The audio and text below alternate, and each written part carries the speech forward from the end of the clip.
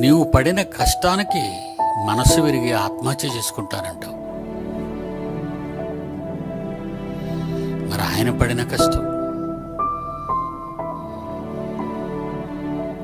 అంత కష్టపడిన దేవుడు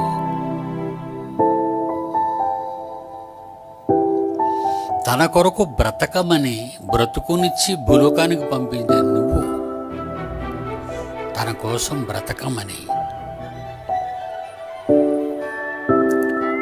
అమ్మ కడుపులో పుట్టించి రంగుల ప్రపంచానికి రప్పించి తన కోరిక తీర్చమని నిన్ను సృష్టిస్తే ఊహ తెలిసినప్పటి నుంచి మనిషి ఎవరి సంతోషానికి బ్రతుకుతున్నాడు అనేది ఆలోచించండి ఒకసారి.